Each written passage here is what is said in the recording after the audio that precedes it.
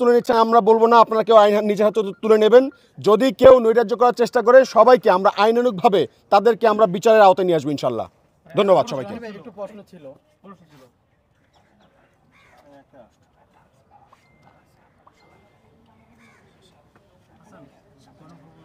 আচ্ছা শোনেন, জিয়া হলের একটা প্রভোস্টের হলে মানে প্রভোস্টের রুমে একটা আর্মস উদ্ধার করা হয়েছে। আপনারা আমার সাথে চলেন, আমরা সবাই ওখানে যাব এবং দেখব।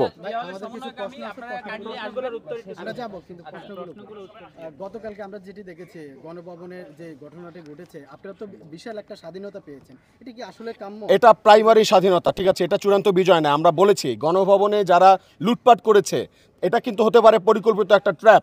সো এই ট্র্যাপে কেউ পা দেবেন না। আমাদের শিক্ষার্থীরা যারা গণভবন থেকে ভুল করে ওই সবাইকে দেখেছে যে নিয়ে আসতেছে, তখন শিক্ষার্থীরা কেউ বই নিয়ে এসেছিল, তারা কিন্তু আবার সেটা ফিরিয়েও দিয়ে এসছে।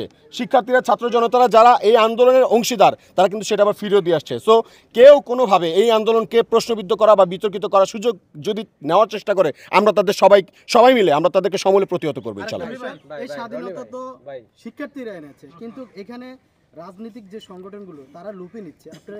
দেখেন, লুপে নেওয়ার কোনো কিছু নেই। আমাদের সংগ্রাম এখনো শেষ হয় না। আমরা এটা বলেছি যে দেশের এখন কোনো সিদ্ধান্ত, আমাদের যারা শিক্ষার্থী সমন্বয়করা যারা আছে তাদের সিদ্ধান্ত ছাড়া কোনো রকম রাষ্ট্রীয়ভাবে পরিকল্পনা বা হচ্ছে এই যে বিভিন্ন রাষ্ট্রপতি সহ যারা সেনাবাহিনী প্রধান আছে এবং দেখা যাচ্ছে যে অনেক দলের লোকেরা বসে তারা হচ্ছে গিয়ে পলিসি মেকিংয়ের চিন্তাভাবনা করছে, অন্যরকম ধান্দা করার চেষ্টা করছে, সেইটা আমরা কোনোভাবে মানি না আর আমরা মানি নেব না। এবং সব জায়গায় আমাদের শিক্ষার্থী সমন্বয়ক যারা আছে তাদের অংশীদারিত্ব নিশ্চিত করে তারপর আমাদেরকে জানাতে হবে এবং বাংলাদেশের মানুষ সিদ্ধান্ত নেবে তারা সেই সিদ্ধান্ত মানে কি না।